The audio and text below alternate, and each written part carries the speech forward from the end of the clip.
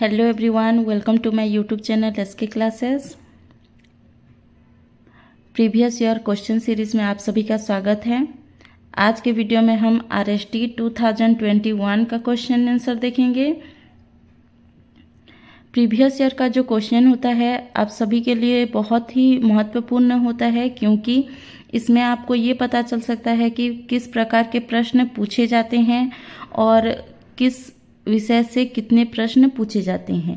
आज हम आरएसटी 2021 का क्वेश्चन देखेंगे। इसमें 91 से लेकर 150 यानी कुल 60 प्रश्न हैं। चलिए शुरू करते हैं, एक एक प्रश्न देखते हैं। पहला प्रश्न है यहाँ पे, यानी 91 क्वेश्चन नंबर है, कृपया पत्र का जवाब जितनी जल्दी हो सके भेजें।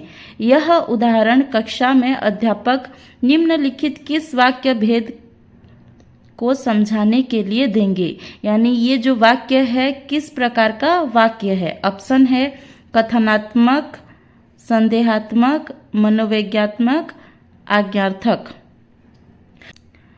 आप प्रिपरेशन तो कर रहे हैं, तो मुझे लगता है आप इस सब का जवाब दे सकते हैं। तो मैं थोड़ा रुक कर इसका आंसर बताऊंगी, ताकि आप प्रश्न को पढ़कर इसका जवाब अपने कॉपी में लिख लीजिए और चेक कीजिए कि आपका 60 में से कितना आंसर सही आ रहा है। ठीक है, तो 91 का प्रश्न अच्छे से पढ़िए।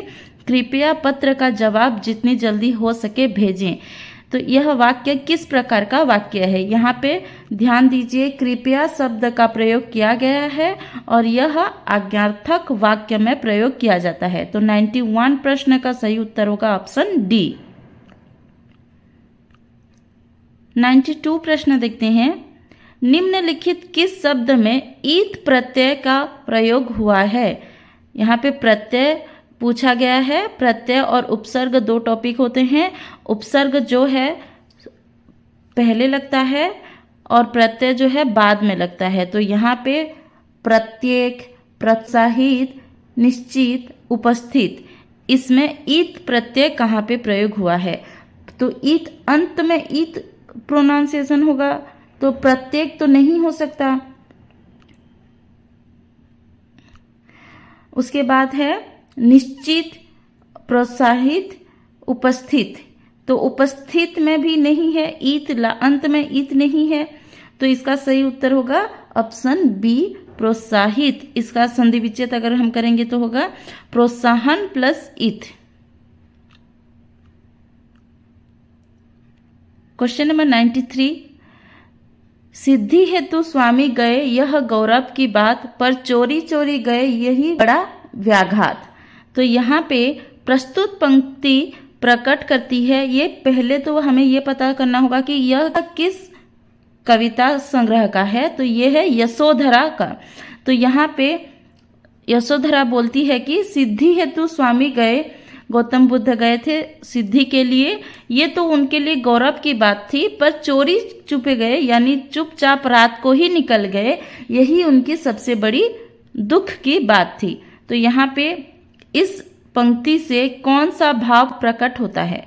यशोधरा के गर्वीले स्वभाव को, यशोधरा के स्वाभिमानिनी व्यक्तित्व को, यशोधरा की व्यथित मनोदशा, यशोधरा के चिंताग्रस्त मन।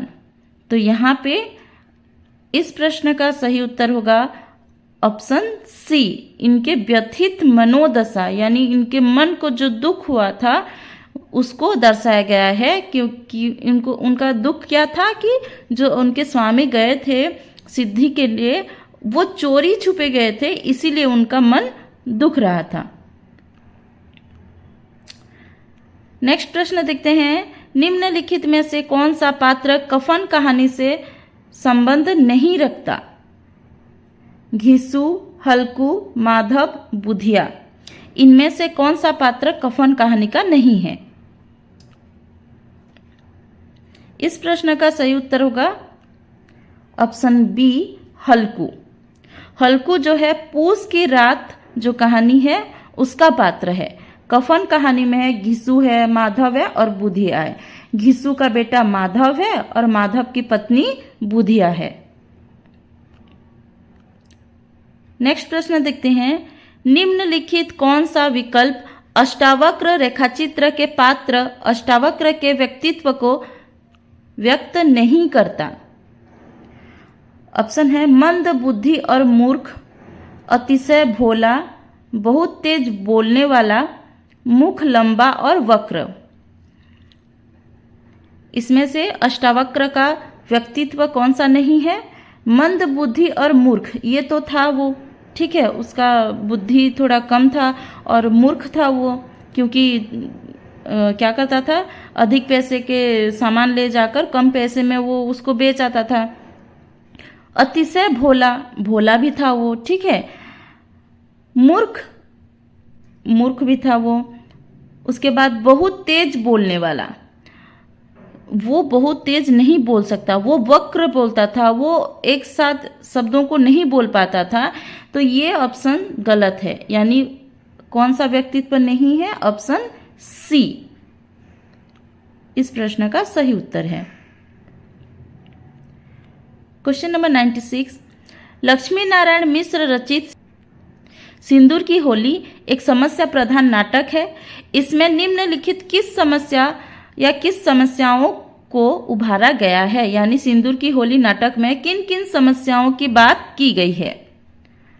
पहले ऑप्शन देख लेते हैं। जो आरएसटी के क्वेश्चन होते हैं वो थोड़ा लेंदी होते हैं, ताकि आपको थोड़ा पढ़ने के लिए वक्त ज़्यादा लगे।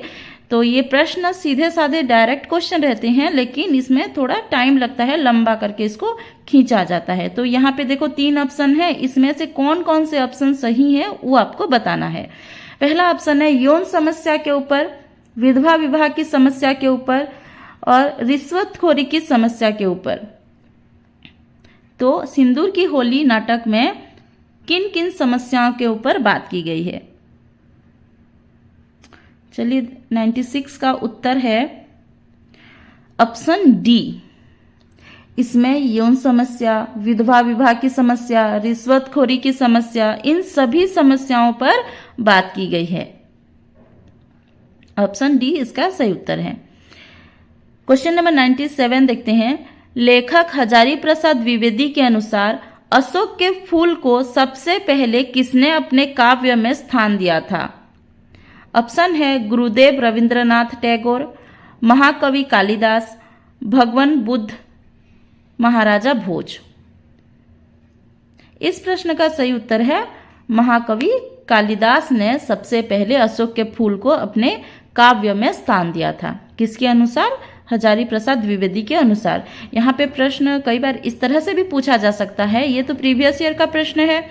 ऐसे भी पूछा जा सकता है कि किसके अनुसार महाकवि कालिदास ने अशोक के फूल को अपने काव्य में सबसे पहले स्थान दिया था।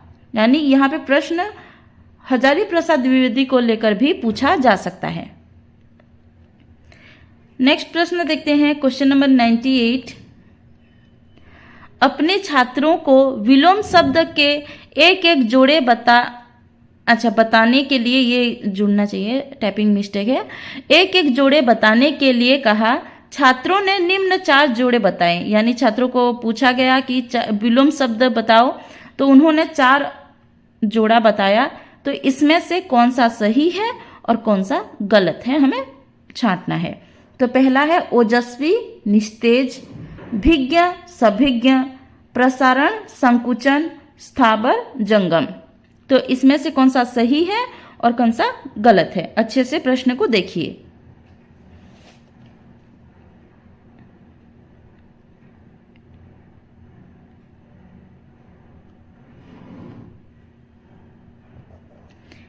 इसमें देखिए पहले तो है ओजस्वी निस्तेज, ये सही है।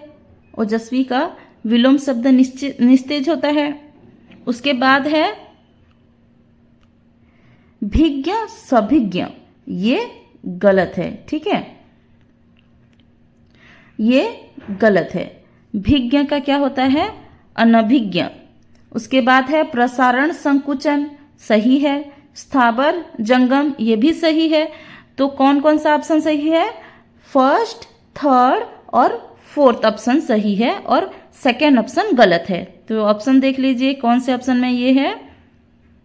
ऑप्शन सी इसका सही उत्तर है, जिसमें फर्स्ट, थर्ड और फोर्थ जो है सही है और सेकंड गलत है। क्वेश्चन नंबर 99, केवट प्रसंग किसके द्वारा रचित है? ये डायरेक्ट क्वेश्चन है, कवि परिचय यानी कवि और लेखक से जो प्रश्न आता है वही है केवट प्रसंग। इसका उत्तर होगा तुलसीदास। केवट प्रसंग तुलसीदास द्वारा रचित है। कस्तूरी कुंडली बसे मृग ढूंढे माही, ऐसे घटी घटी राम है दुनिया देखे नाही।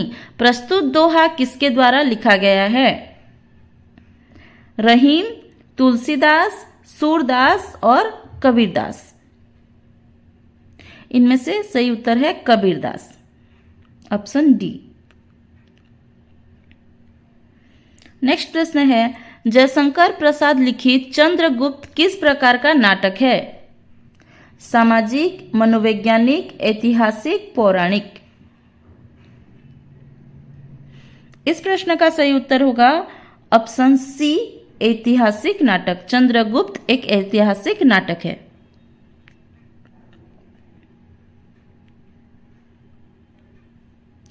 नेक्स्ट प्रश्न है, निम्नलिखित में से कौन सी प्रणाली यानी कौन सी विधि उच्च कक्षाओं में पद्य पाठ, ठीक है ये पद्य है, पद्य पाठ शिक्षण के लिए उपयुक्त नहीं है? और यहाँ पे ध्यान दीजिए उच्च कक्षा के लिए, ठीक है। अर्थबोध प्रणाली, व्याख्या प्रणाली, व्यास प्रणाली, गीत प्रणाली। तो कौन सा प्रणाली नहीं है? एक एक देखो। अर्थबोध प्रणाली ये तो है, जब भी हम उच्च कक्षा यानी 9वीं 10वीं क्लास के बच्चों को पढ़ाएंगे तो अर्थ तो बताएंगे, जो कविता है, पद्य पाठ है, उसका जो अर्थ है उसको तो समझाएंगे, तो अर्थबोध प्रणाली का प्रयोग होता है। उसके बाद व्याख्या प्रणाली, व्याख्या प्रणाली भी हम करते हैं, जो कविता है उसकी व्याख्या करते हैं। व्यास प्रणाली ये भी होता है। व्यास प्रणाली क्या है? जब कविता, ये कविता शिक्षण का एक प्रणाली है जिसमें जो व्याख्या करते हैं ना, इसको हम बहुत विस्तार से बताते हैं, तो वो होता है व्यास प्रणाली। लास्ट ऑप्शन है गीत प्रणाली, जो कि हम उच्च कक्षाओं में नहीं पढ़ाते हैं। ये छोटे छोटे बच्चों को पढ़ाते हैं, गीत के रूप में उनको याद करवाते हैं, राइम्स जो याद कराते हैं ना, छोटी छोटी कविता। तो गीत प्रणाली उच्च कक्षाओं में नहीं होता है। तो इस प्रश्न का सही उत्तर होगा ऑप्शन डी, गीत प्रणाली।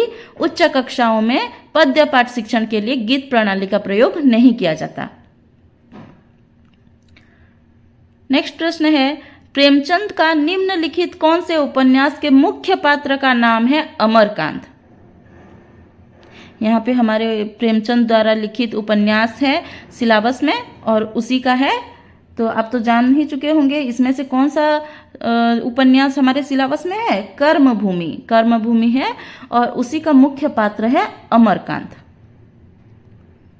कहानी और उसके शिल्प भेद के आधार पर निम्नलिखित कौन सा जोड़ा सुमेल है, यानी अच्छा मेल खाता है? जैसे कि पुरस्कार व्यंग्यात्मक कहानी है, कफन आदर्शवादी, तत्सत प्रतीकात्मक, चीप की दावत मनोविश्लेषणात्मक। तो इसमें से कौन सा सही है? इस प्रश्न का सही उत्तर होगा ऑप्शन सी, तत्सत प्रतीकात्मक कहानी है। इसमें ये तो हम कहानी में भी पढ़ चुके हैं कि ये तत्सत जो है प्रतीकात्मक कहानी है, जिसमें पेड़ों को कई कई प्रतीक के रूप में इसका प्रयोग किया गया है, तो ये प्रतीकात्मक कहानी है। नेक्स्ट प्रश्न है, सूरदास द्वारा रचित भ्रमर गीत की उधो मन माने की बात पंक्ति कौन किससे कहता है? ये जो पंक्ति है उधो मन माने की बात है, तो ये कौन किसको कहता है? ठीक है, कृष्ण उद्धव से कहते हैं, उद्धव गोपियों से कहते हैं, गोपियां उद्धव से कहते हैं, उद्धव कृष्ण से कहते हैं। तो इनमें से सही उत्तर है ऑप्शन सी, गोपियां उद्धव से कहते हैं, उद्धो मन माने की बात है। यहाँ पे ऑप्शन सी करेक्ट है। नेक्स्ट प्रश्न है, रक्त से सींच कर समर की मेदिनी हो गई है लाल, नीचे कोस भर और ऊपर रक्त की खरधार, में तैरते हैं अंग रथ गज बाजी। तो यहाँ पे प्रस्तुत पंक्तियों में किसका वर्णन किया गया है? कौन? रक्त से सींच कर समर की मेदिनी। तो यहाँ पे किसका, ये जो पंक्ति है किसकी बात की गई है इसमें? ऑप्शन है कुरुक्षेत्र की रणभूमि का वर्णन है, संध्या के आगमन की सुंदरता का वर्णन है, झांसी की रणभूमि का वर्णन है, भारतवर्ष की किसी युद्ध भूमि का वर्णन है। तो यहाँ पे किसकी बात की गई है? ये ना कुरुक्षेत्र से आया है और इसमें कुरुक्षेत्र की रणभूमि का वर्णन है, यानी कि इस प्रश्न का सही उत्तर होगा ऑप्शन ए, कुरुक्षेत्र की रणभूमि का। अगला प्रश्न है, राम वृक्ष बेनीपुरी के रजिया रेखा चित्र के आधार पर उत्तर दीजिए। रजिया के साथ लेखक की पहली मुलाकात, चुनाव प्रचार के लिए लेखक का रजिया के गांव जाना, लेखक का आगे की पढ़ाई के लिए यहाँ पे हार नहीं है, शहर है ये, ठीक है, वो आगे की पढ़ाई के लिए शहर जाते हैं ना, ये क्वेश्चन टाइपिंग मिस्टेक है। लेखक और रजिया का अचानक एक दिन पटना में मिलना। तो यहाँ पे पूछा गया, ये 4 वाक्य हो गए, 4 घटनाएं हो गई, इसको हमें सही क्रम में बिठाना है, कौन सी घटना पहले हुई है कौन सी बाद में हुई है, तो इसको हमें देखना है, ठीक है। तो देखो, रजिया के साथ लेखक की पहली मुलाकात, ये तो पहले हुआ है, ठीक है, तो ऑप्शन फर्स्ट जो है, आई जो है वो पहले होना चाहिए, तो ए और सी तो नहीं होगा, ठीक है, बच गया बी और डी। चुनाव प्रचार के लिए लेखक का रजिया के गांव जाना, और ये तो अंत में हुआ था, तो ये नहीं हो सकता है। उसके बाद क्या होगा? रजिया की मुलाकात हो गई, उसके बाद देखते हैं लेखक का आगे की पढ़ाई के लिए शहर जाना, लेखक और रजिया का अचानक एक दिन पटना में मिलना। तो इसमें से दोनों में से पहला कौन सा हुआ था? पहले आई, बी और डी में से हो सकता है, तो देखते हैं। तो लेखक के आगे के पढ़ाई के लिए शहर जाना पहले हुआ था, तो ऑप्शन थर्ड जो है ना पहले आएगा, तो आई, उसके बाद ट्रिपल आई, उसके बाद है आई भी, और लास्ट में होगा सेकेंड। तो यहाँ पे ऑप्शन होगा ऑप्शन डी। इस प्रश्न का सही उत्तर होगा ऑप्शन डी। नेक्स्ट प्रश्न है, कवि हरिवंश राय बच्चन अपनी कविता पद की पहचान कर ले में बटोही को निम्नलिखित किस एक सलाह को छोड़कर अन्य सभी सलाह देते हैं। यानी यहाँ पे 4 सलाह दी गई है, इसमें से 3 सलाह सही है जो हमारे कविता पद की पहचान में बताई गई है हरिवंश राय बच्चन द्वारा, और एक जो है वो गलत है, उस गलत को हमें छांट के निकालना है। तो चलिए देखते हैं कौन कौन से हैं यहाँ पे। पद की अच्छाई या बुराई की सोच में समय व्यर्थ न करने की सलाह दी गई है, ये तो सही है। पद की अच्छाई या बुराई ये सोच के समय व्यर्थ न करने की बात की गई है। उसके बाद है चलने पूर्व बाट की पहचान कर लेने की, ये तो बताया गया है, ये भी सलाह दी गई है। ए बी तो सही है, कौन सा गलत है हमें छांट के निकालना है, ठीक है। कांटों भरे रास्ते से बचकर फूलों भरे पथ पर चलने की सलाह दी गई है, तो ये गलत है, ठीक है, ये सलाह नहीं दी गई है। तो हमें प्रश्न पूछा गया है कौन सी सलाह नहीं दी गई है, तो यहाँ पे सही उत्तर होगा ऑप्शन सी। नेक्स्ट प्रश्न है, मोहन राकेश रचित आषाढ़ का एक दिन नाटक के निम्नलिखित पात्र और उनके परिचय संबंधी जोड़े की सही विकल्प की पहचान करें। यानी यहाँ पे 3 जोड़ा है, इसमें से सही को हम देखेंगे। दंतुल जो है एक राज कर्मचारी है, अंबिका मल्लिका की माता है, मातुल कालिदास के मामा हैं। तो इसमें से कौन कौन सा सही है और कौन कौन सा गलत है उसको हमें अभी देखना है। तो देखो, पहला ऑप्शन जो है दंतुल एक राज कर्मचारी है, ये सही है। अंबिका मल्लिका की माता, ये भी सही है। मातुल जो है कालिदास के मामा हैं, ये तीनों ही सही है। तो इसमें से ऑप्शन सी सही उत्तर होगा। फर्स्ट सेकंड थर्ड तीनों ही जो यहाँ पे दी गई है वो सही है। नेक्स्ट प्रश्न है, निम्नलिखित किस उद्देश्य से बनाम लॉर्ड कर्जन निबंध की रचना की गई है? यानी उसका उद्देश्य क्या है? लॉर्ड कर्जन के सहृदयता पूर्ण शासन को दर्शाना, लॉर्ड रिपन जैसे वायसरायों की निंदा करना, तत्कालीन अंग्रेज शासन की प्रशंसा करना, लॉर्ड कर्जन के ढोकेसलेपन शासन को उजागर करना। तो यहाँ पे लॉर्ड कर्जन की यहाँ पे तो कोई अच्छाई की बात नहीं की गई है, तो ऑप्शन ए गलत हो गया।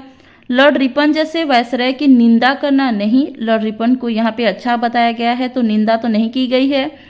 तत्कालीन अंग्रेजी शासन की प्रशंसा करना, ये भी गलत है, अंग्रेजी शासन की कोई प्रशंसा नहीं की गई है।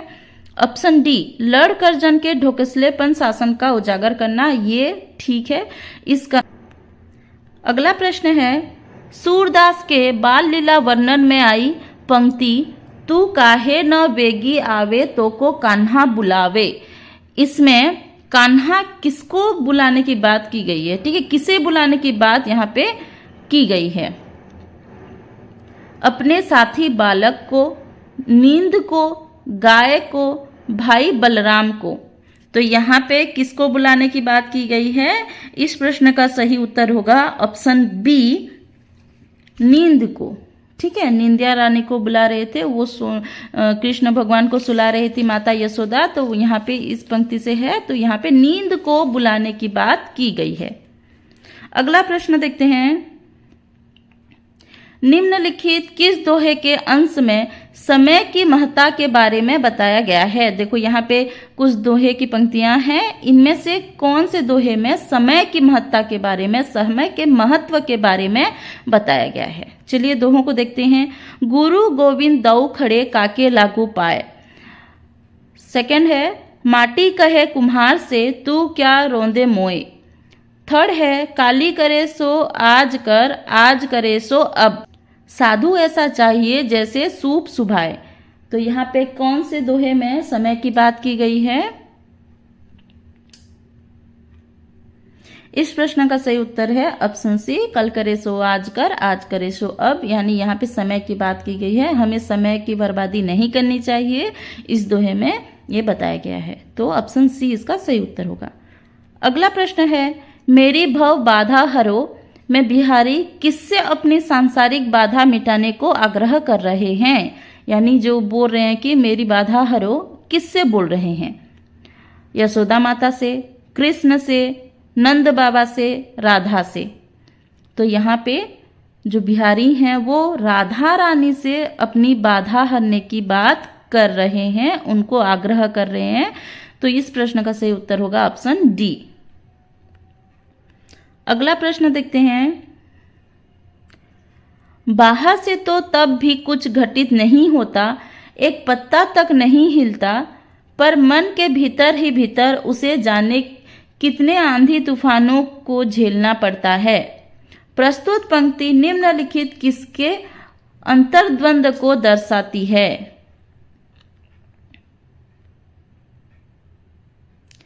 आपकी बंटी मन्नू भंडारी रचित की सकून से। अच्छा, यहाँ पे देखो बीच में किस पाठ का है वो भी बताया गया है। ठीक है, तो आपका बंटी जो उसकी सकून है उसके अंतर्द्वंद को बताया गया है, या फिर चित्रलेखा जो यशोधरा में है उसके चित्रलेखा जो चित्रलेखा की मुख्य पात्र है उससे, या कर्मभूमि की सकीना। तो किसके अंतर्द्वंद की बात की गई है? यहाँ पे ये जो पंक्ति है, यहाँ पे बाहर से तो तब भी कुछ घटित नहीं होता, एक पत्ता तक नहीं हिलता, पर मन के भीतर ही भीतर उससे जाने कितने आंधी तूफानों को झेलना पड़ता है। यह किसके लिए कहा गया है?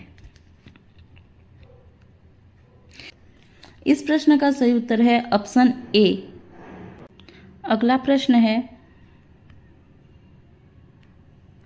कवि जयशंकर प्रसाद की भारतवर्ष कविता के आधार पर बताएं कि इस कविता के भिक्षु होकर रहते सम्राट दया दिखलाते घर घर घूम पंक्ति को स्पष्ट करने के लिए हम किन्हें उदाहरण के रूप में ले सकते हैं? ऑप्शन है सम्राट चंद्रगुप्त, ऋषि शंकराचार्य, कबीर, गौतम बुद्ध।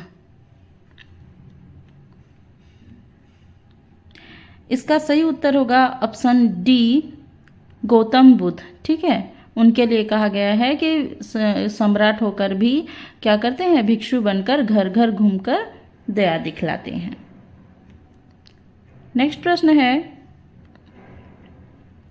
केदारनाथ सिंह की कविता अकाल में दूब में कवि की किस खबर से उनके पिता का चेहरा दमक उठता है? ये कविता का अंतिम जो पंक्ति है उसमें से है, किस बात से उनका पिता का चेहरा दमक उठता है? ऑप्शन है अकाल में कुएं में पानी के मिलने की, अकाल में सूखी नाली में एक बूंद पानी के दिखने की, अकाल में शीशे के बिखरे हुए टुकड़े के मिलने की, अकाल में एक दूब की जीवित रहने की। तो किस बात पर उनका चेहरा दमक उठता है? कुएं में पानी मिलने की बात तो बिल्कुल नहीं की गई है। अकाल में सूखी नाली में एक बूंद पानी दिखने की, इस बात की भी कोई जिक्र नहीं हुआ है। अकाल में शीशे के बिखरे हुए टुकड़े के मिलने की, ये भी नहीं हुआ है। अकाल में एक दूब की जीवित होने की खबर जब कवि आकर अपने पिता को देते हैं तो उनके पिता का जो चेहरा है वो दमक उठता है। तो इस प्रश्न का सही उत्तर होगा ऑप्शन डी। अगला प्रश्न है, पद्य पाठ शिक्षण के समय छात्रों के मन में काव्यानंद जगाने के लिए अध्यापक को कौन से या कौन सा कार्य करना चाहिए? यानी काव्य के प्रति उनका आनंद उत्पन्न करने के लिए कौन सा कार्य करना चाहिए? कविता के भाव पक्ष की व्याख्या करनी चाहिए, कविता के कला पक्ष की व्याख्या करनी चाहिए। तो इस प्रश्न का सही उत्तर कौन सा सही है, कौन सा गलत है, क्या करना चाहिए, क्या नहीं करना चाहिए? चलिए बताइए। इस प्रश्न का सही उत्तर होगा ऑप्शन डी। तो शिक्षक को दोनों कार्य करना चाहिए, उसके भाव पक्ष को और कला पक्ष को व्याख्या करना चाहिए। अगला प्रश्न है, कक्षा में अध्यापक ने कारक भेद के बारे में पढ़ाते हुए यह परिभाषा दी कि जिस संज्ञा या सर्वनाम से क्रिया के करने वाले का बोध होता है उसे कहते हैं कारक। तो कौन सा कारक कहते हैं? ठीक है, यहाँ पे संज्ञा, उसका जो संज्ञा दी गई है और कौन सा कारक कहते हैं, हमें यहाँ पे फिल इन द ब्लैंक्स यानी रिक्त स्थान को भरना है। तो जिस शब्द से या जिस संज्ञा या सर्वनाम से क्रिया के करने वाले का बोध होता है उसको हम कहते हैं कर्ता कारक। तो इस प्रश्न का सही उत्तर होगा ऑप्शन ए, कर्ता कारक। क्रोध निबंध के अनुसार निम्नलिखित में से कौन सा कथन क्रोध के संबंध में सार्थक नहीं है? ठीक है, ऑप्शन है क्रोध शांति भंग करने वाला मनोविकार है, क्रोध का एक हल्का रूप विनोद है, क्रोध सब मनोविकारों से फुर्तीला है, वैर क्रोध का आचार्य मुरब्बा है। तो कौन सी बात सार्थक नहीं है? क्रोध शांति भंग करने वाला मनोविकार है, ये तो सही है। ठीक है, क्रोध का एक हल्का रूप विनोद, ये गलत है। ठीक है, तो क्रोध निबंध के अनुसार ऑप्शन बी जो है वो गलत है। तो क्वेश्चन नंबर 190 का सही उत्तर होगा ऑप्शन बी। अगला प्रश्न है, भगवती चरण वर्मा की प्रायश्चित कहानी के संदर्भ में निम्नलिखित कथन से जुड़े सही विकल्प की पहचान कीजिए। कौन सा सही होगा, कौन सा गलत है, किसके अनुसार? प्रायश्चित कहानी के अनुसार। चलिए देखते हैं। पहला ऑप्शन है, धर्म के नाम पर धन की लोलुपता को दर्शाना प्रस्तुत कहानी का मुख्य उद्देश्य है। अगला ऑप्शन है, प्रस्तुत कहानी का कथानक मध्यवर्गीय ग्रामीण समाज से लिया गया है। नेक्स्ट है, प्रस्तुत कहानी लेखक की एक सफल आदर्शवादी रचना है। तो इसमें से यहाँ पे ऑप्शन फर्स्ट और सेकंड सही है और थर्ड गलत है। यहाँ पे कहाँ पे वो लिखा है देखिए, तो यहाँ पे ऑप्शन सी देखिए, फर्स्ट और सेकंड सही है और थर्ड गलत है। तो इस प्रश्न का सही उत्तर होगा ऑप्शन सी। अनुवाद आ गया, मुनिब की चाकर केही हेले मो समस्यार समाधान करि पारिले नहीं। इसको हमें हिंदी में अनुवाद करना है। ऑप्शन है, मालिक या चाकर कोई भी मेरी समस्या का समाधान नहीं किया। मालिक या नौकर कोई भी मेरी समस्या का समाधान नहीं किया। यहाँ पे डिफरेंस कौन सा है?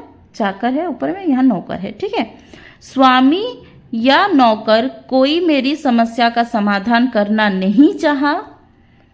ऑप्शन डी है मालिक या नौकर कोई भी मेरी समस्या का समाधान न कर सका। एक बार ओडिया को पढ़ लेते हैं। मुनिब की चाकर केही हेले मो समस्यार समाधान करि पारिले नाही। तो यहाँ पे क्या होगा, अच्छे से ऑप्शन देखिए, इसमें से सही उत्तर होगा ऑप्शन डी, मालिक या नौकर कोई भी मेरी समस्या का समाधान न कर सका। ठीक है, करी पारिले नहीं तो न कर सका। आगे देखिए, आप अपने छात्रों को चिन्ह शब्द का शुद्ध उच्चारण निम्न प्रकार उच्चारित करते हुए सिखाएंगे। तो इसमें से 4 ऑप्शन है, चिन्ह का सही उच्चारण कौन सा है। ठीक है, चारों ऑप्शन को अच्छे से देखिए, इसमें से कौन सा ऑप्शन सही है। ऑप्शन ए, चिन्ह। ठीक है, इस प्रश्न का सही उत्तर है ऑप्शन ए। अगला प्रश्न है, भगवती चरण वर्मा द्वारा रचित उपन्यास चित्रलेखा के संबंध में निम्नलिखित कौन सा कथन सही नहीं है।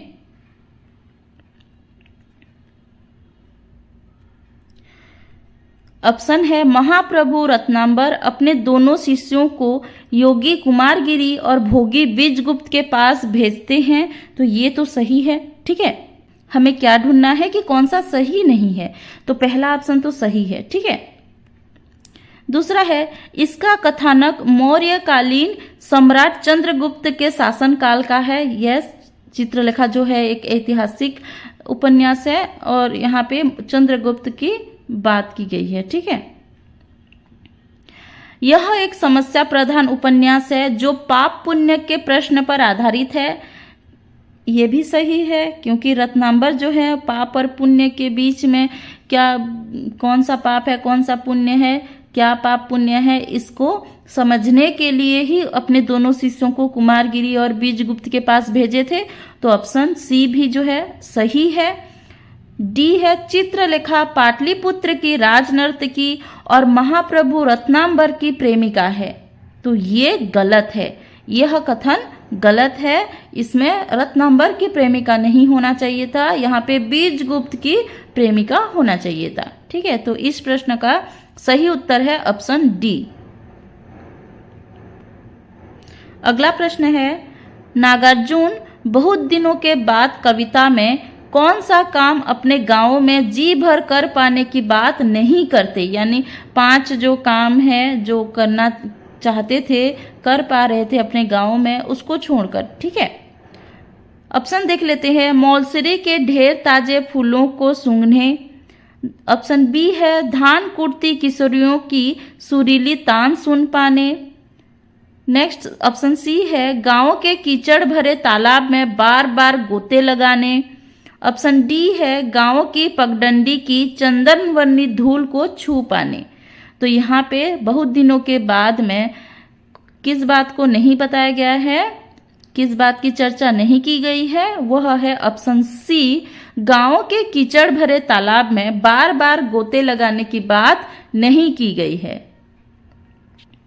अगला प्रश्न है, सूर्यकांत त्रिपाठी निराला ने अपनी कविता संध्या सुंदरी में संध्या का निम्नलिखित किस विकल्प में आए व्यक्ति या वस्तुओं के साथ तुलना की गई है। यानी संध्या सुंदरी में संध्या का वर्णन किसके किसके साथ की गई है। ठीक है, ऑप्शन है, परी लता छाया, नदी अप्सरा निरवता, अप्सरा देवी निरवता, सुंदरी निरवता नदी।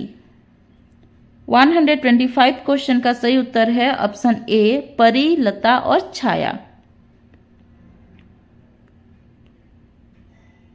अगला प्रश्न है, कवि सुमित्रानंद पंत की प्रथम रश्मि कविता के आधार पर बताएं कि निम्नलिखित किन पंक्तियों से रात्रि में होने वाली क्रियाओं का संकेत मिलता है। यानी कौन कौन सी क्रिया रात्रि में होने की संकेत इस कविता से हमें मिला है। ठीक है, कमल क्रोड़ में बंदी था अली, शशि किरणों से उतर उतर कर, सोई थी तू स्वप्न नीड़ में, कूक उठी सहसा तरुवासी। तो इसमें से कौन सी क्रियाएं रात में हुई थी। ठीक है,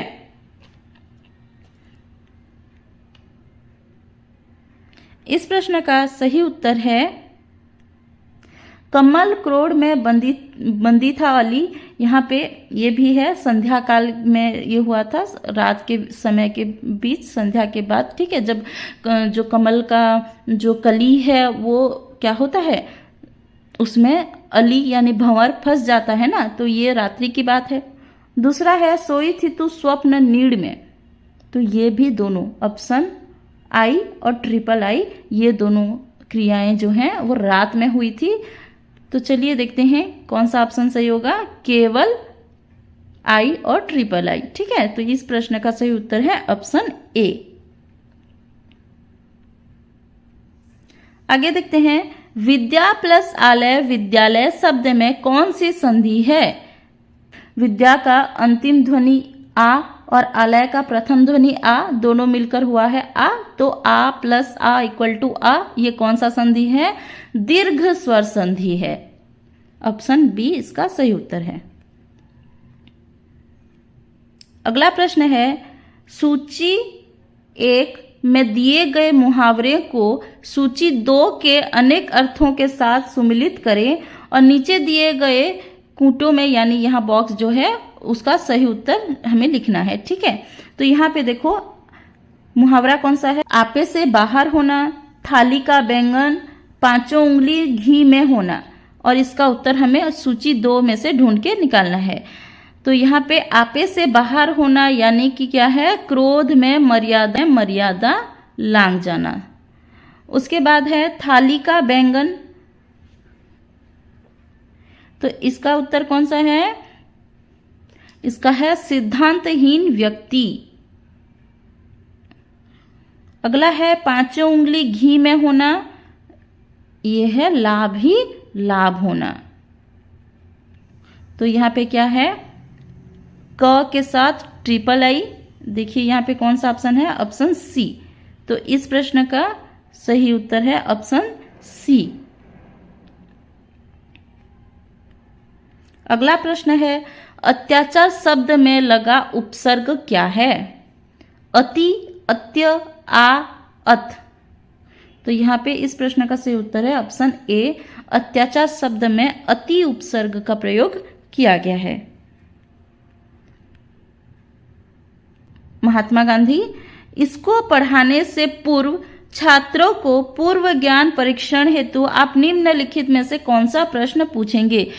तो शिक्षक को कौन सा पाठ पढ़ाना है, महात्मा गांधी, और उसके लिए पूर्व ज्ञान परीक्षण हेतु हमें प्रश्न पूछा जाता है, पूर्व ज्ञानात्मक प्रश्न जो है उसको, इसमें से कौन सा प्रश्न उसमें से आ सकता है। चलिए देखते हैं ऑप्शन, छात्रों गांधी जी के बारे में एक एक वाक्य बताइए, ये हो सकता है, ठीक है। गांधी जी भारत लौटकर सबसे पहले कौन सा काम अपने हाथ में लिया, ये तो पढ़ाने के बाद ही पता चलेगा, ठीक है। महात्मा गांधी पाठ के आधार पर बताएं कि गांधी जी कहाँ से लौटे थे, तो पाठ को पहले पढ़ेंगे, उसके बाद तो उस पाठ के आधार पर प्रश्न का उत्तर हम कर पाएंगे, तो ऑप्शन सी भी नहीं होगा। महात्मा गांधी पाठ से आपको कौन सी शिक्षा मिलती है, ये भी नहीं होगा। तो इस प्रश्न का सही उत्तर क्या है, ऑप्शन ए, महात्मा गांधी पाठ पढ़ाने से पहले हम ये प्रश्न पूछ सकते हैं कि गांधी जी के बारे में एक एक वाक्य बताइए, क्योंकि बच्चों को कुछ ना कुछ उनके बारे में पहले से ही पता होगा। अगला प्रश्न है, ऋषि शब्द का निम्नलिखित कौन सा रूप का उच्चारण करते हुए आप अपने छात्रों को हिंदी की री का शुद्ध उच्चारण सिखाएंगे। यहाँ पे जो उड़िया में हम इसको क्या कहते हैं, रू कहते हैं, लेकिन हिंदी में इसका उच्चारण क्या होता है, ऋषि। जैसे उड़िया में क्या होता है, ऋषि, और यहाँ पे हिंदी में ऋषि। तो यहाँ पे कौन सा ऋषि का उच्चारण सही है, ऑप्शन बी और सी तो गलत ही है, ऋषि तो बिल्कुल नहीं होता है। ऑप्शन ए और डी में से कौन सा ऋषि इसका शुद्ध उच्चारण रूप है। तो इस प्रश्न का सही उत्तर है ऑप्शन डी, ऋषि, ठीक है। अगर आप व्याकरण को स्टार्टिंग से पढ़ना चाहते हैं तो मेरे हिसाब से मैं अगर बताऊं आपको, अगर आपको मूल जानकारी चाहिए हिंदी व्याकरण में, तो आप क्लास 9 और क्लास 10 के जो बीएससी ओडिशा के किताब है ना हिंदी व्याकरण 9 और 10, अब चाहे तो 8 का भी अगर आपको मिलता है तो क्लास 8, 9 और 10 की जो हिंदी किताब होती है, हिंदी व्याकरण किताब, उसको पढ़ें, आपको डिटेल्स में समझ में आ जाएगा और अच्छे से एक बार पढ़ लीजिए। चलिए देखते हैं अगला प्रश्न। आपने छात्रों को निम्नलिखित वाक्यांश या वाक्य देखकर उनमें से सिर्फ कहावत या कहावतों को पहचानने के लिए कहा है। यानी यहाँ पे 3 ऑप्शन है, इसमें से कौन सा कहावत है उसको हमें छांट के निकालना है। ठीक है, ऑप्शन है कहाँ राजा भोज कहाँ गंगू तेली, नाच न जाने आंगन टेढ़ा, दाल न गलना। तो इसमें से मुहावरा कौन सा है और कहावत कौन सी है। ठीक है, ऑप्शन नीचे दिए गए हैं, आप देख सकते हैं।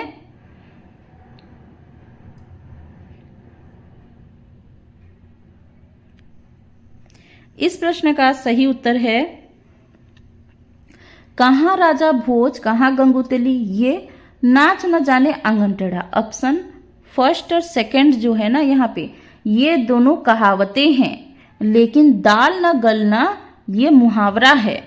तो आप मुहावरे और कहावतें को पहचानोगे कैसे, क्योंकि यहाँ पे आपको तो दोनों ही एक जैसे लग रहे होंगे। तो क्या होता है, कहावतें और मुहावरे जो होती है ना, वो हमारी भाषा को रोचक और प्रभावशाली बनाने के लिए इसका प्रयोग किया जाता है। ठीक है, लेकिन जो कहावत होती है, कहावतें होती है ना, वो संपूर्ण वाक्य होती है और जिसमें हमें कुछ ज्ञान दी जाती है, कुछ सलाह दी जाती है।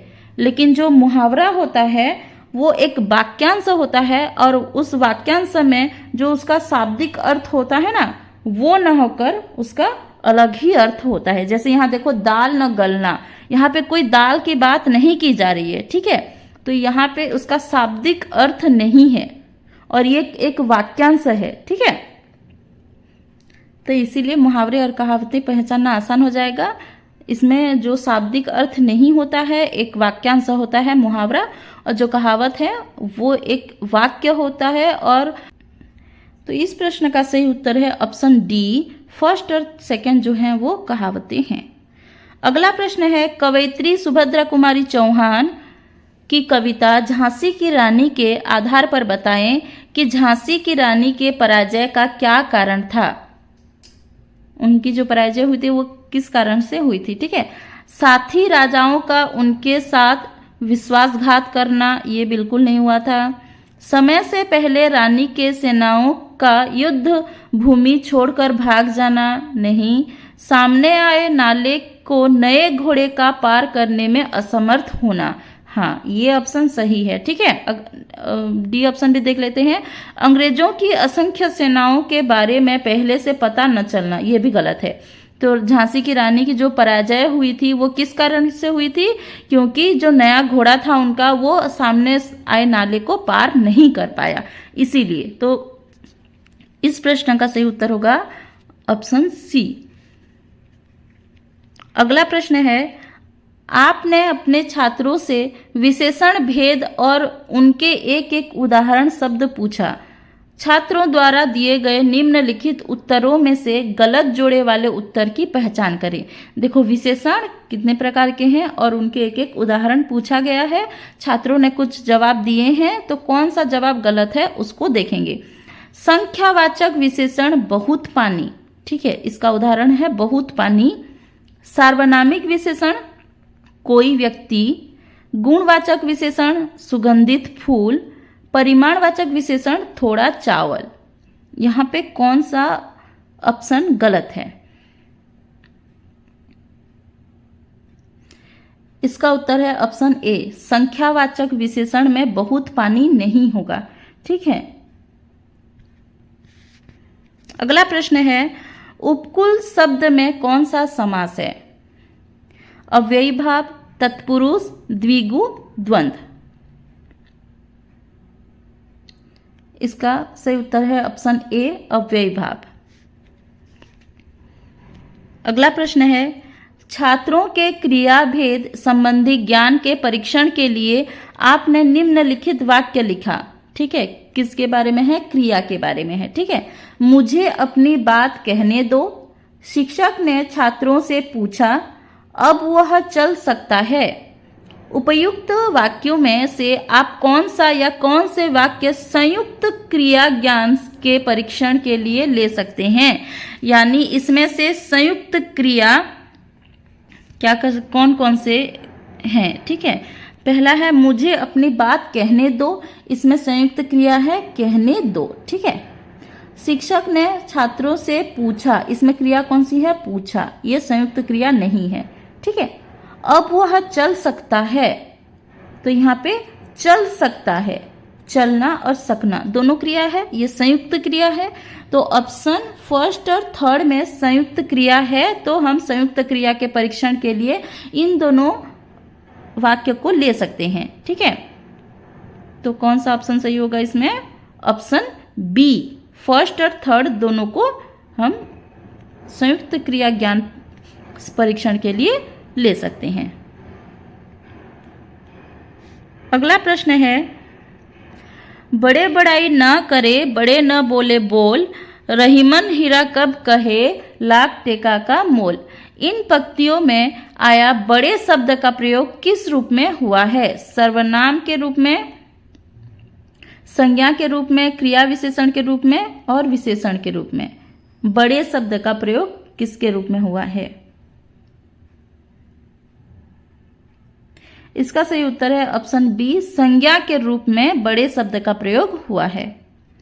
अगला प्रश्न है, अपने छात्रों को लिंग परिवर्तन संबंधी नियम बताते समय अध्यापक को निम्नलिखित कौन सा कथन प्रस्तुत करना गलत होगा? लिंग परिवर्तन के नियम हैं। ठीक है, ये क्लास 10 हिंदी व्याकरण किताब में आप अच्छे से इसको समझ सकते हैं।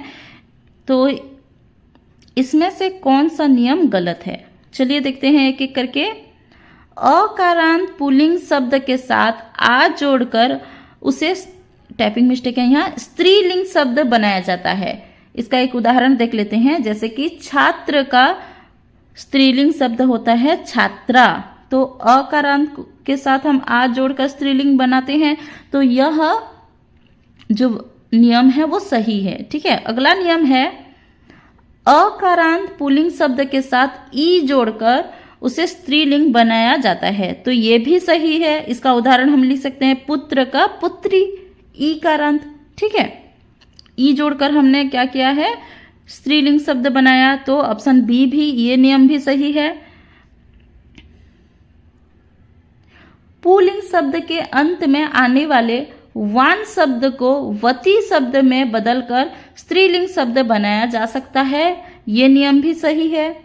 अगला नियम देखते हैं, पुल्लिंग शब्द के अंत में आने वाली ई को यों में बदलकर उस शब्द को स्त्रीलिंग बनाया जा सकता है, यह गलत है। ऐसा कोई नियम नहीं है जिसमें ई कारांत पुल्लिंग शब्द को हम यों लगाकर स्त्रीलिंग बना सकते हैं, ये ऐसा कोई नियम नहीं है। तो इस प्रश्न का सही उत्तर होगा ऑप्शन डी। अगला प्रश्न है, निम्नलिखित गद्यांश को ध्यान से पढ़ते हुए उससे जुड़े प्रश्नों के सही उत्तर चुनें। यहाँ पे पैराग्राफ दिया गया है, इसको पढ़कर हमें नीचे दिए गए प्रश्नों का उत्तर करना है।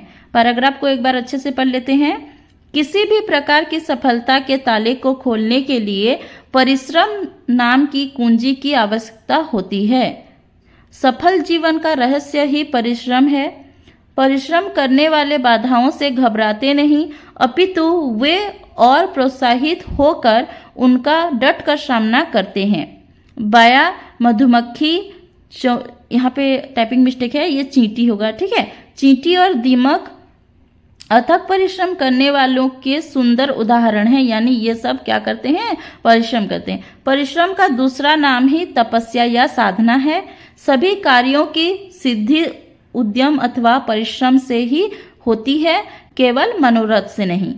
चलिए प्रश्नों को देखते हैं। जिसको बढ़ावा दिया गया हो, वाक्यांश के लिए गद्यांश में कौन से शब्द का प्रयोग हुआ है? मनोरथ, प्रोत्साहित, तपस्या, रहस्य। तो जिसको बढ़ावा दिया गया है, यहाँ पे क्या है? देखो यहाँ पे एक शब्द है प्रोत्साहित। ठीक है, तो यहाँ पे जिसको बढ़ावा दिया गया है वो क्या करते हैं, बाधाओं से नहीं घबराते हैं और प्रोत्साहित होकर, तो यहाँ पे प्रोत्साहित शब्द का प्रयोग किया गया है। तो इस प्रश्न का सही उत्तर होगा ऑप्शन बी। अगला प्रश्न है, परिश्रम और सफलता एक दूसरे से कैसे जुड़े हैं? तपस्या और साधना के जैसे, कुंजी और ताले के जैसे, एक रहस्य के जैसे, ताले और कुंजी के जैसे। तो परिश्रम और सफलता एक दूसरे से कैसे जुड़े हैं? पहली लाइन को अच्छे से देखिए, क्या है, किसी भी प्रकार की सफलता के ताले को खोलने के लिए परिश्रम नाम की कुंजी की आवश्यकता होती है। तो यहाँ पे ताला और कुंजी है ना, तो यहाँ पे हम कह सकते हैं कुंजी और ताले के जैसे। 140 का आंसर होगा ऑप्शन बी। अगला प्रश्न है, गद्यांश के अनुसार परिश्रम की मिसाल हमें निम्न में से किनसे मिलती है? किन किन जो उदाहरण है उनसे, ठीक है। बाया पक्षी और मनुष्यों से, संसार के प्रत्येक प्राणी से, मधुमक्खी और दीमक से, चिड़िया और विद्यार्थियों से। एक बार उदाहरण देख लेते हैं। क्या है? बाया, मधुमक्खी, चींटी और दीमक। तो यहाँ पे देखिए क्या है, मनुष्यों की बात नहीं की गई है, ठीक है। संसार के प्रत्येक प्राणी की बात नहीं की गई है और विद्यार्थियों की बात नहीं की गई है। तो कौन सा ऑप्शन सही होगा? ऑप्शन सी, मधुमक्खी और दीमक से, ठीक है। अगला प्रश्न है, गद्य पाठ शिक्षण में प्रस्तावना के बाद पाठ के प्रस्तुतिकरण के अंतर्गत 3 महत्वपूर्ण सोपान आते हैं, जिनके क्रम को नीचे उलट पुलट कर दिए गए हैं और हमें इसको क्या करना है, सोपान को सही क्रम में सजाकर देखना है। तो यहाँ पे क्या है, विश्लेषण, वाचन और व्याख्या। तो पहले क्या आता है, प्रस्तावना के बाद क्या आता है, ठीक है। प्रस्तावना के बाद वाचन होता है, उसके बाद व्याख्या किया जाता है, उसके बाद इसका विश्लेषण होता है। तो इस प्रश्न का सही उत्तर होगा पहले क्या, वाचन। तो सेकेंड यहाँ पे ऑप्शन डी।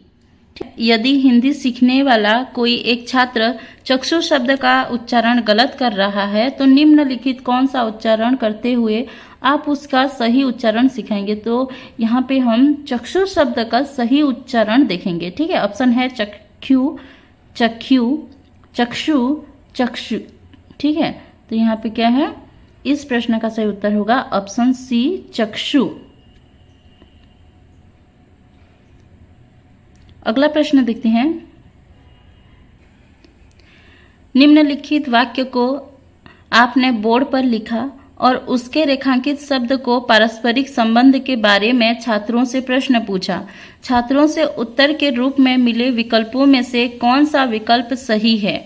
यहाँ पे एक वाक्य है, तो कौन सा विकल्प इसमें सही है देखेंगे, ठीक है। लोग कहते हैं कि सोना तप कर कंचन बन जाता है। तो यहाँ इसमें सोना और कंचन के बीच में कौन सा संबंध है उसको देखेंगे। ये शब्द एक दूसरे के विलोम हैं, एक दूसरे के विरोधार्थी शब्द हैं, पर्यायवाची शब्द हैं, भिन्नार्थी शब्द हैं।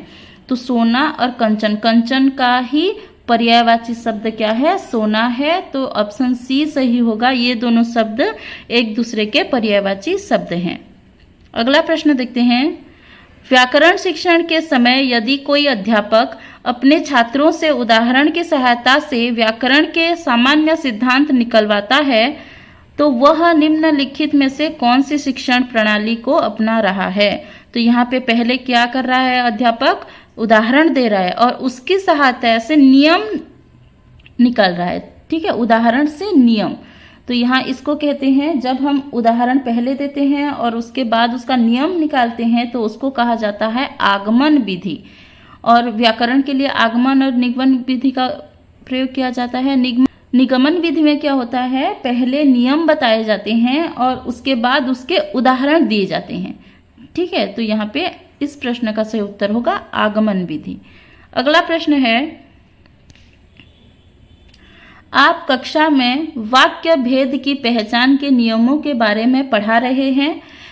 इस संदर्भ में केवल संयुक्त वाक्य की पहचान के लिए निम्नलिखित कौन सा या कौन से कथन के प्रस्तुत करना सही होगा। हमें क्या दिखाना है, संयुक्त वाक्य किस किस में यहाँ पे है। ठीक है, इस प्रकार के वाक्य में केवल एक उद्देश्य और एक विधेय होता है, तो संयुक्त वाक्य में ये नहीं होता है। ठीक है, एक उद्देश्य और एक विधेय जो है वो सरल वाक्य में होता है, तो ये गलत हो गया, इसको हम नहीं कह सकते। इस प्रकार के वाक्य के दोनों उपवाक्य मुख्य या स्वतंत्र होते हैं, ये सही है। संयुक्त वाक्य में दोनों ही उपवाक्य जो हैं मुख्य और स्वतंत्र हैं। अगला है, इस प्रकार के वाक्य के दोनों उपवाक्य एक दूसरे पर स्वतंत्र है, तो ऑब्वियसली आश्रित नहीं होंगे, तो ये भी सही है। तो कौन सा देखते हैं, चलो कौन कौन सा कथन को हम प्रस्तुत कर सकते हैं, सेकेंड और थर्ड। तो यहाँ पे ऑप्शन बी इसका सही उत्तर है। अगला प्रश्न है, महादेवी वर्मा द्वारा रचित गौरा संस्मरण के अंत में प्रयुक्त आह मेरे गोपालक देश उक्ति से लेखिका निम्नलिखित कौन सी बात को दर्शाती हैं। ऑप्शन है, गोपालक देश भारत की महानता की, भारतीय संस्कृति में गाय के प्रति पाए जाने वाले सद्भाव की, सदियों से भारतीय समाज में व्याप्त गोपालन की परंपरा की, समाज में व्याप्त ईर्ष्या और स्वार्थपरता की और व्यंग्य की। तो यहाँ पे मेरा गोपालक देश जो अंतिम जो उनका पंक्ति होता है, इससे वो जो इस संस्मरण का सारांश है उसको बताते हैं। सारांश क्या था इसमें, दूध बेचने वाला जो है क्या करता है, महादेवी वर्मा की जो उनके यहाँ जो गौरा रहता है उसको गुड़ के साथ सुई मिलाकर खिला देता है ताकि उसका अंतिम समय जल्दी आ जाए। ठीक है, तो यहाँ पे ईर्ष्या और स्वार्थपरता की भाव है, तो ये इस प्रश्न का सही उत्तर होगा ऑप्शन डी। अगला प्रश्न है, कक्षा के 3 छात्रों को 3 अलग अलग वाक्य देकर आपने उनके काल भेद के नाम पूछे, छात्रों ने निम्नलिखित उत्तर दिए। ठीक है, तो हमें बताना है कि कौन सा सही है कौन सा गलत है।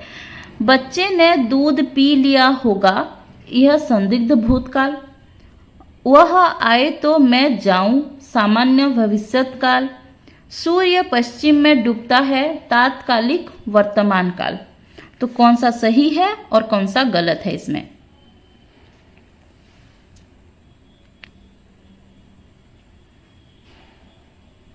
इसमें जो है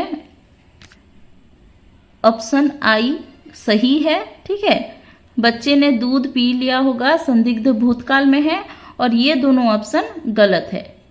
तो इस हिसाब से ऑप्शन डी इस प्रश्न का सही उत्तर होगा। अगला प्रश्न है, प्रधान शिक्षक प्रार्थना गृहरे उपस्थित अछंती, इस वाक्य को हमें हिंदी में अनुवाद करना है। प्रधानाचार्य प्रार्थना सभा में उपस्थित हैं। प्रधानाचार्य, तो यहाँ पे प्रधानाचार्य तो बिल्कुल नहीं होगा क्योंकि प्रधान शिक्षक अच्छी। ठीक है, प्रधान शिक्षयित्री नहीं, तो सेकंड ऑप्शन तो नहीं होगा। उसके बाद प्रधान अध्यापक प्रार्थना घर में उपस्थित हैं, है। ठीक है, फिर यहाँ पे ये भी गलत हो जाएगा। प्रधाना शिक्षक ये भी गलत है, तो ऑप्शन ए सही है, प्रधानाचार्य प्रार्थना सभा में उपस्थित हैं। यहाँ पे सम्मान सूचक हेतु हैं लगा है। ठीक है, आज का अंतिम प्रश्न देखते हैं। अपने छात्रों से श्रुत लेख करवाते हुए आपको एक शब्द के 4 अलग अलग वर्तनी वाले शब्द मिले, वर्तनी के अनुसार इनमें से कौन सा शब्द शुद्ध है। यहाँ पे 4 ऑप्शन है, इसमें से कौन सा शब्द सही है। इस प्रश्न का सही उत्तर होगा ऑप्शन ए ईर्ष्या। यहाँ पे इनडायरेक्टली पूछा गया है कि ईर्ष्या शब्द का शुद्ध रूप बताइए। ठीक है, तो ये था आपका RST 2021 के जो जितने भी हिंदी के क्वेश्चन थे ये सब। ठीक है, अगले क्लास में हम देखेंगे RST 2023, अगले 22 आगे देखेंगे, और भी बहुत सारे क्वेश्चंस हैं प्रीवियस ईयर क्वेश्चन।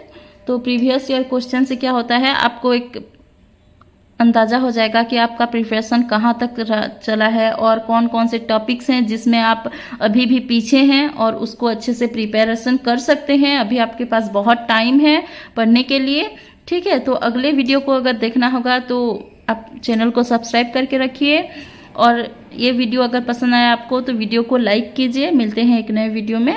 धन्यवाद।